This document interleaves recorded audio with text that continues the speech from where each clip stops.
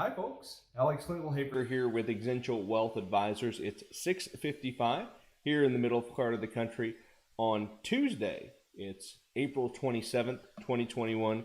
Here's your morning jog around the economic headlines of the world. First, in China, just a few hours ago, a new tanker spill as a result of a tanker, a Suezmax tanker. Now, those are tankers that carry about 1 million barrels of oil, collided with a container ship off of Qingdao. Now, Qingdao is the largest of China's fuel importing terminals, their crude import terminals. All their teapot refineries, small private refineries, operate in the Qingdao region. Now, why is that important? Currently, there's about a 10-mile radius set up around the oil spill. Ships are not allowed to go around there. That's going to slow world oil trade, as well as be perhaps a tremendous ecological disaster. Now, when I say it was a fully laden Suezmax, 1 million barrels of oil, Symphony is the name of the ship. Suezmaxes are built into compartments, right? They have different containers for oil. So it's not like all million is flowing out, but check out this picture. Woo!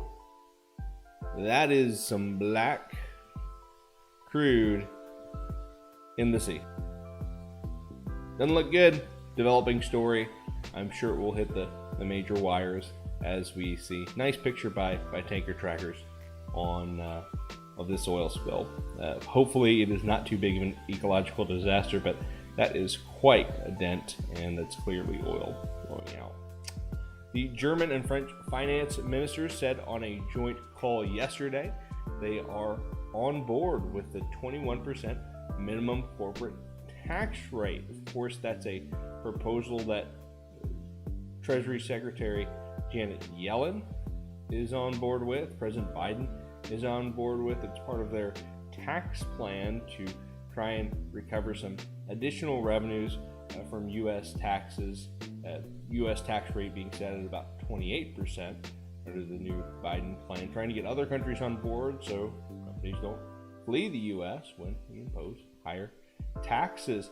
China set to report its first population decline since 1949, and this is according to Financial Times. China completed its population survey in December. The numbers are coming out here later on this month. China, of course, had the one-child policy for a number of years, prevented many births.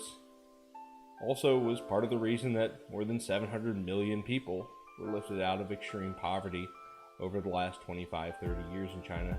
That and the liberalization of economic policies, right? Adopting free markets, letting folks choose, helps that tremendously. So China's set to really become everyone else, right? Everyone else in the developed world deals with an aging population. China is going to do the same, as their population is going to stop growing.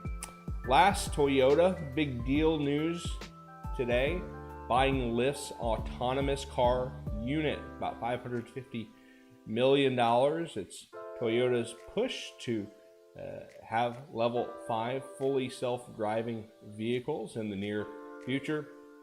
Of course, it really makes sense.